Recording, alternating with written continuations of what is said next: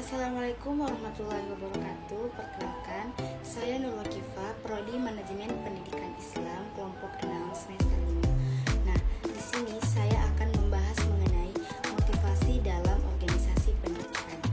Di sini saya akan membahas beberapa poin, di antaranya yang pertama adalah definisi motivasi, kemudian pentingnya motivasi dalam organisasi, kemudian kebutuhan-kebutuhan hierarki yang ada dalam motivasi, kemudian yang keempat teori-teori motivasi, dan yang kelima adalah pengertian motivasi dalam organisasi. Baik, pembahasan pertama mengenai definisi motivasi. Motivasi adalah suatu kondisi yang menggerakkan seseorang untuk melakukan suatu tindakan demi mencapai tujuan yang diinginkannya. Kemudian, motivasi juga dapat diartikan sebagai suatu fungsi dari beberapa gabungan variabel yang saling mempengaruhi.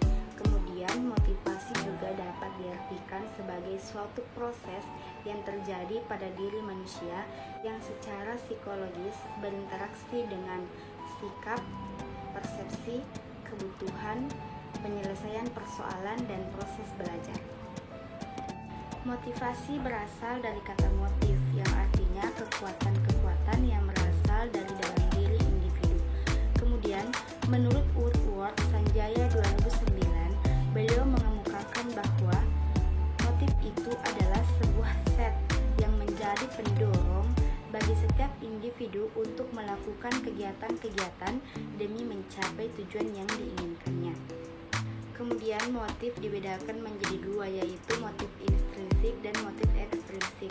Motif intrinsik di sini merupakan perilaku yang dilakukan oleh setiap individu atas dasar dalam dirinya dan tidak ada pengaruh dari lingkungan. Sedangkan motif ekstrinsik adalah perilaku yang dilakukan oleh manusia karena pengaruh lingkungan. Membahas mengenai pentingnya motivasi dalam organisasi pendidikan. Motivasi dalam organisasi pendidikan sangatlah penting. Dengan adanya motivasi, maka organisasi tersebut akan semakin maju dan akan semakin cepat dalam mencapai tujuan yang diinginkannya. Nah, mengapa motivasi dikatakan sangat penting dalam suatu organisasi?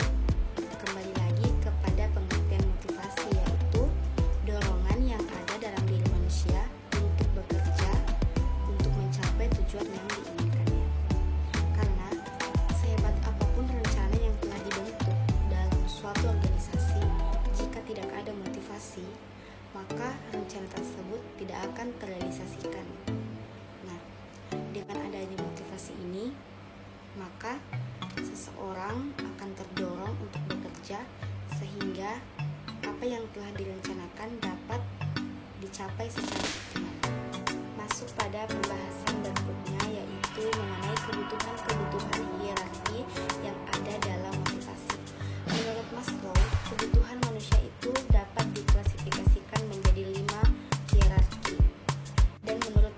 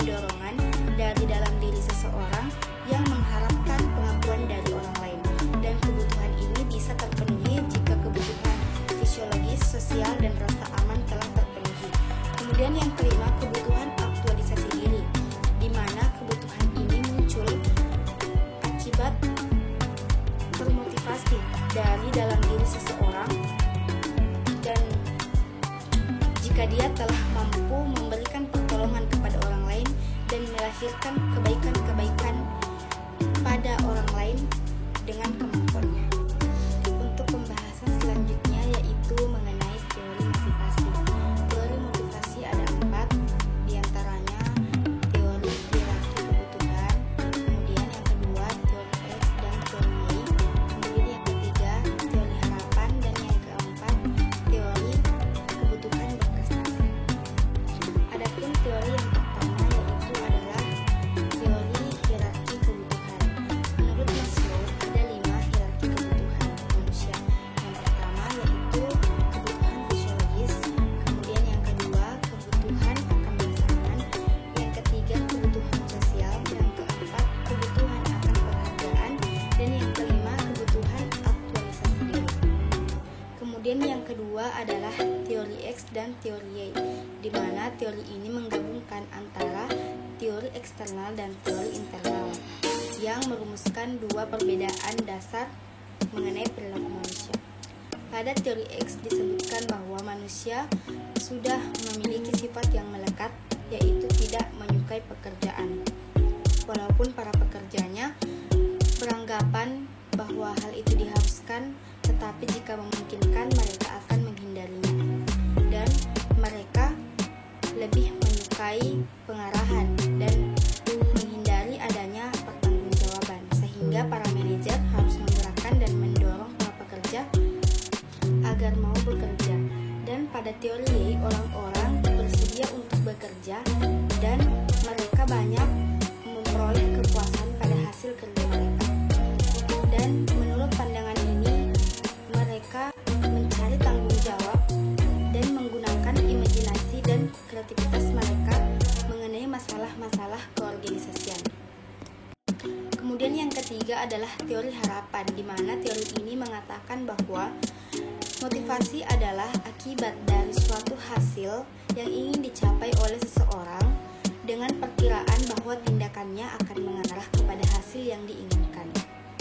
Yang keempat adalah teori kebutuhan prestasi, di mana teori ini dikemukakan oleh MC Cleland yang mengatakan bahwa motivasi itu berbeda-beda sesuai dengan kekuatan kebutuhan seseorang akan prestasi.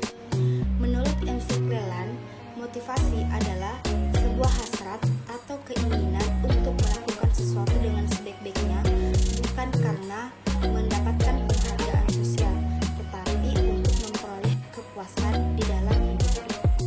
Nah, untuk pembahasan yang terakhir adalah pengertian motivasi dalam organisasi.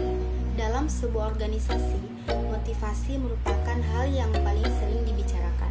Seorang pemimpin harus selalu memberikan motivasi kepada para anggotanya jika ingin organisasinya sesuai dengan apa yang diharapkannya.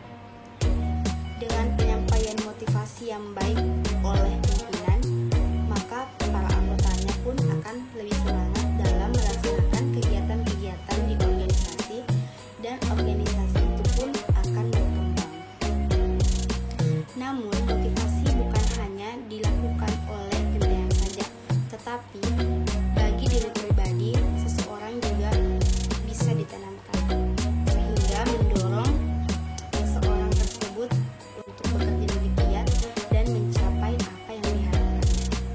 Adapun fungsi motivasi yaitu meningkatkan efektivitas pimpinan dalam mendorong, menggerakkan, dan berkomunikasi dengan bawahan-bawahannya untuk mencapai tujuan yang diinginkannya.